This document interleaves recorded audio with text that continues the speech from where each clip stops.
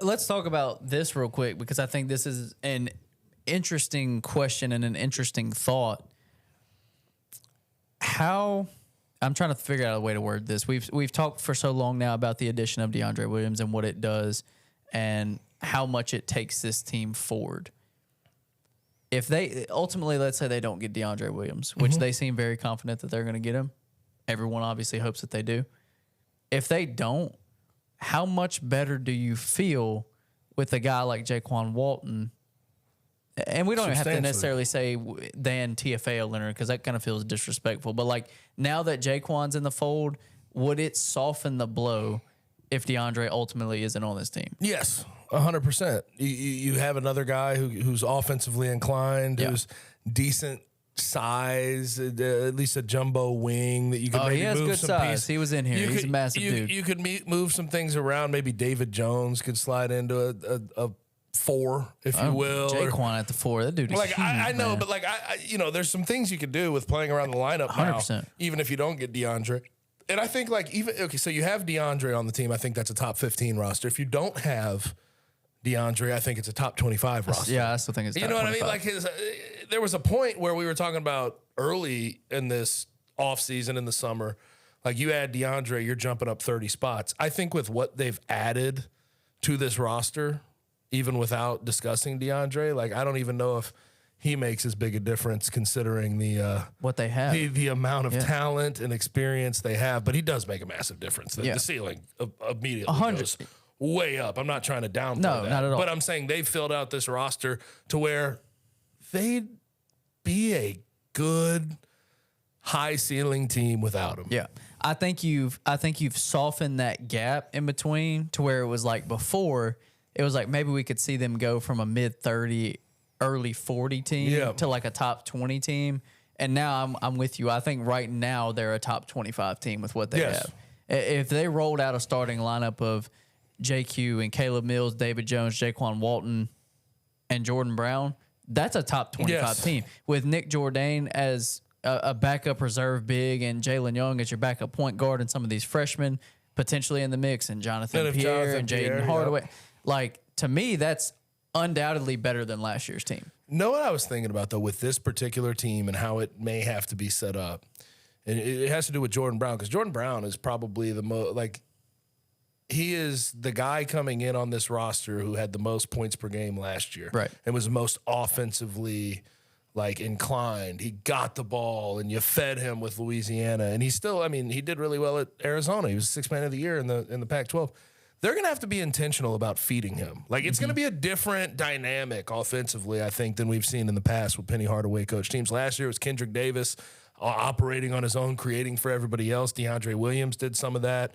And I don't know if we've ever really, under Penny Hardaway, because Jeremiah Martin went and got his own shots. Yeah. I don't know if we've ever seen Penny sort of rely and be intentional about getting a big the ball on the block. Pressure Chiwa. Well, but he could. I mean, he would sort of short corner, high post. Yes, type but they thing. had games where they would just give it down to him and let him go to work. They Maybe started not to for a realize season-long thing, but they fed Precious that year. Did. They had to lean heavily on him. And Jalen Duren down the stretch of that season, down the stretch. Yeah. First part of the season, not so much, but down the stretch, you started to see that. But I think even more so than those guys, Jordan Brown is just like, he demands touches. And I feel like you have to, he may be your best offensive player when it's said and done. But we'll see how it all works itself out. I'm going to go a different direction on this. I'm going to go with, I see a path, even with DeAndre Williams on this team, where not a single player average over 12 points per game. Well, yeah, because you have so many options. Not that it couldn't, and maybe not even that it's likely, but like I do see a path where 12 points per game is like your maximum. How many teams pull that off? It's like hard. Usually you have an alpha. Dominant. Yeah. Like I don't know how many teams. I get what you're saying. In like perfect world, hell yes. Yeah. But I just don't know if that's usually the team dynamic and how that figures itself out. I don't think it necessarily is either, but I think there's so many talented players on this team, but there's also so many unselfish players on this team. Like you look at JQ's career and what he's done as far as distributing and moving the ball and changing his game from if he needs to be a 14 point per game scorer or 9 point per game scorer. DeAndre Williams, when Jalen Duren was here, deferred. Yeah. He what was he averaging, like 9 a game that year, I think? No, 12, was it but 12? on 7 shots a game or something like that, 7.38.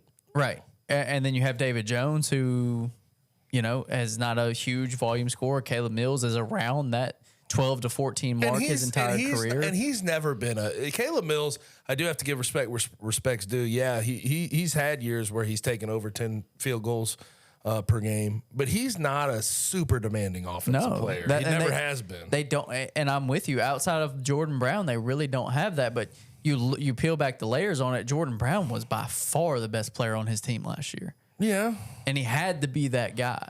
And it's like, how does it pan out when you're with, you know, 5, 6, 7 guys that can score 10 plus per night? It's going to be a very interesting dynamic, and I think it is going to take time to figure out. And I don't say that negatively. And I do think there's something to be said about, okay, these are a bunch of 23-year-olds, grown-ass men who are like, man, this is my 5th year in college. Let me go to get to a Sweet 16. Yeah. Let me go get to an Elite 8. They don't care about the numbers. That's not what this team's going to be focused on. They care about where they're at the end of the day. Yeah. And that's what JQ said in here on Friday. He was like, look, I've been to 2 Sweet 16s. I got to get past that. That's what I'm worried about. That's what I'm concerned about. And I would imagine that all those other guys that have been in college, Jordan Brown went to the tournament last year. DeAndre's went to the tournament twice if he comes back. Jaden Hardaway's been to the tournament twice. These guys have had taste for it, and they know what it takes to get there. And the more people that you have that have been in that situation, that have been there, the more they know of, okay, this is where it went wrong, and everybody starts adding those pieces together. This is where it went wrong for us. This is where it went wrong for us. And then you start to build a plan of this is how we get past that. And in none of those players' mind is getting past that going to be me scoring 20 per night. It's just not going to be the mindset of this team. I just don't see it happening. Right, I get it. But I do think, going back to your point about 12 points per game, like across the board, I just think that's a hard expectation to me. That's why I said it maybe not be likely, but I can see it. But, no, like that. Any one of these guys could be the alpha. It just depends on who steps up in the offseason and shows that they're going to be the alpha offensively. But I think any given game, any guy could be the alpha in that starting lineup 100%. If it's what we're thinking it's going to be with DeAndre. They pretty much all can score 20 a night. Yeah. Like, there's not a player in that starting 5 with or without DeAndre that could not give you 20 on any given night. Mm-hmm. So Penny Hardaway's never had that. Yeah.